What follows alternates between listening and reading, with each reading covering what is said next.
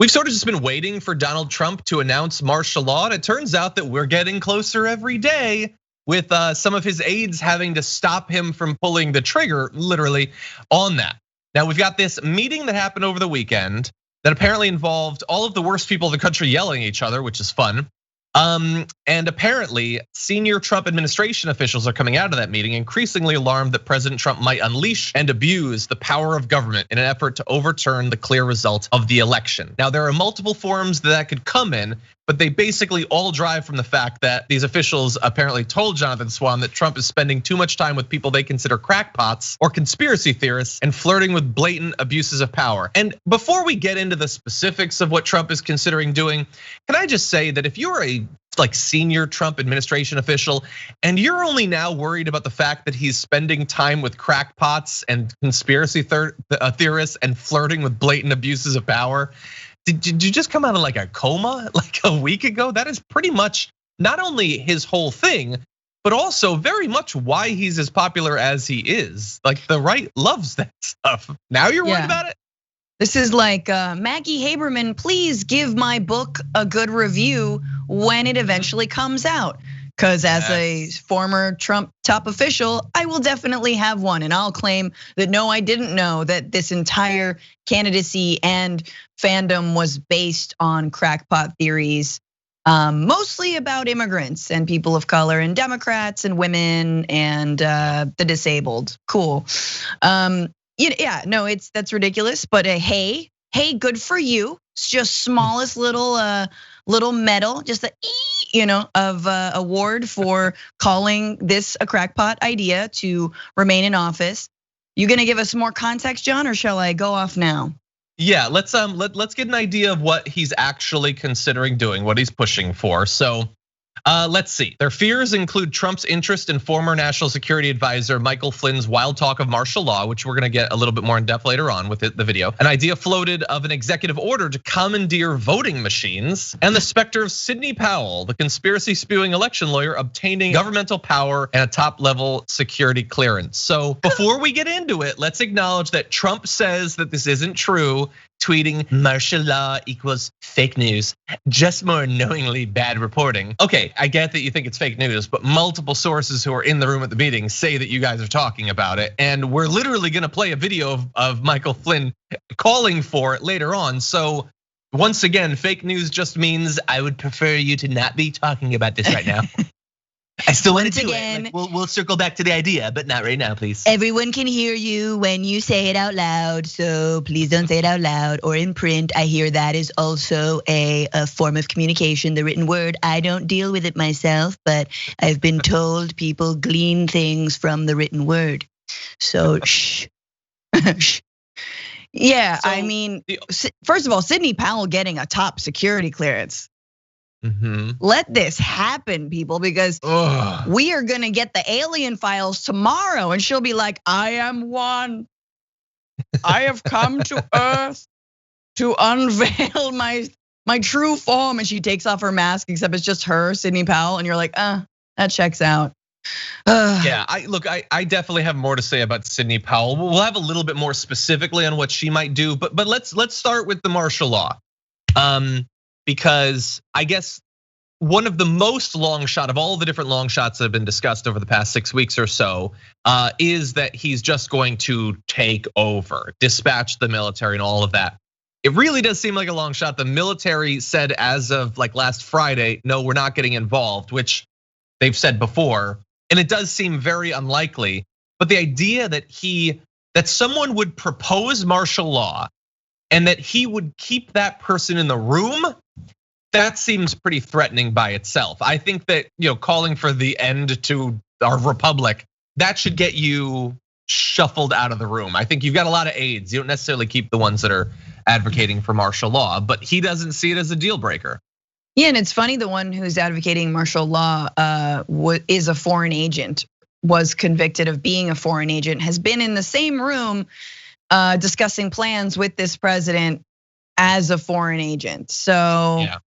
That's not good, doesn't bode well. But yeah, hey, have him back, pardon him, and he's back in the room, baby. Exactly, and we didn't play this video on Friday, but let's go to the video of Michael Flynn We're gonna jump ahead one video. We'll return to the bar, but for Michael Flynn, here he is on Newsmax, very explicitly calling for martial law. He could order within the swing states, if he wanted to, he could take military capabilities and he could place them in those states and basically rerun an election in each of those states. I mean, it's not unprecedented. I mean, these people out there talking about martial law, it's like it's something that we've never done.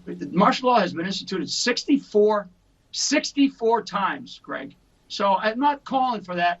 We have a constitutional process. We clearly have a constitutional process. I think you highlighted some of that in your previous segment. That has to be followed. Yeah, we have a constitutional process for elections, and we did it, and you guys lost, and you just don't like that. It's only as complex as that. You guys don't like it, and so now you're talking about the fact that, you know what, let's just dispense with the whole thing. We thought that we had voters suppressed and gerrymandered and all of that so much that we could still win even though nobody likes us. But now it turns out that our unpopularity is rising faster than the suppression of the American voters. So let's just be done with the whole thing. Let's just seize the machines. Let's redo the elections with the military stationed throughout swing states. That's what they're calling for. And that guy, after that video, was brought into the Oval Office to talk to Trump about what his options are.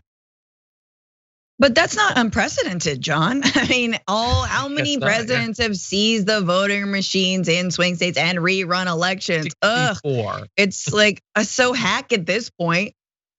Yeah. Like, and now insane. Like, I'm sorry, like to even just say that. Like, even what's his dude? Chuck's name? I don't know. Newsmax? Is it Mr. Max? I think it was Greg something. Okay, I don't know. It doesn't matter, but I'm sure he has 1 million Twitter followers. Even his little dumb face was just like, ugh, like what?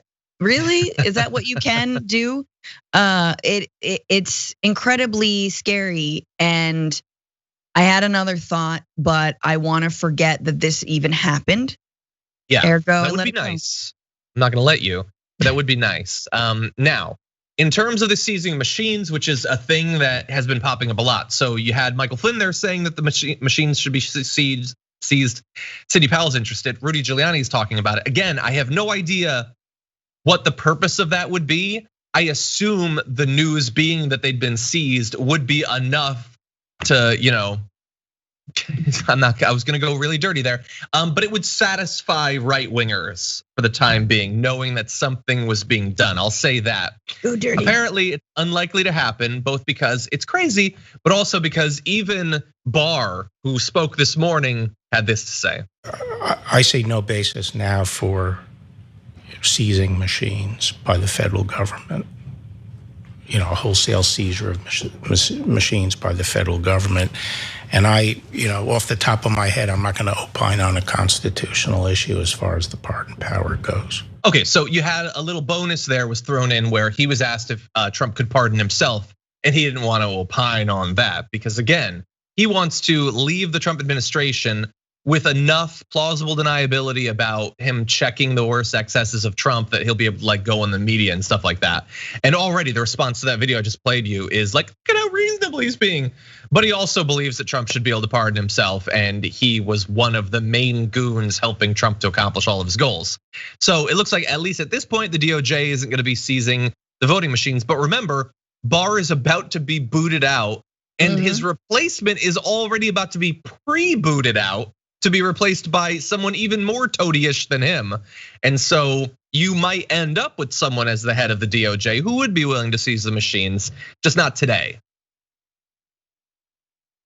Oh, William Barr. Yeah, I love how you can hear like him dredge up the only moral fiber he has in his body to say that, like, I don't see a reason to declare martial law. Like that was that's all he got. Now he's out. Now he's gonna go lobby for a weapons manufacturer or be their attorney or whatever he's going to do, represent a bunch of war criminals in the future. It's a really bright future for Bill Barr. But yeah, it's always unclear because we're like, I don't think it's gonna happen, but it might happen, but it might not happen, but it might happen. And all it takes is like Powell and Stephen Miller and Giuliani to be like, let's do it. And then they're just gonna flip over the couches in the Oval Office and sit behind them. And then, like a fort? Like a blanket fort. And then Kamala's gonna have to be like, guys, or like it's just someone, or maybe just the staff of the White House can be like, see, because we gotta, checkout was by 10. And we gotta, because of COVID, we have to really sterilize this place. And they're like, oh, okay. I say just, they're planning to bleach the whole thing. Just don't even warn them. Just let them be in there for it.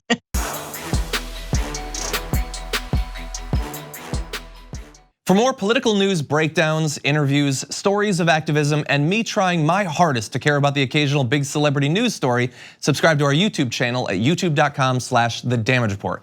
And you can ring the bell wherever it is so you don't miss anything.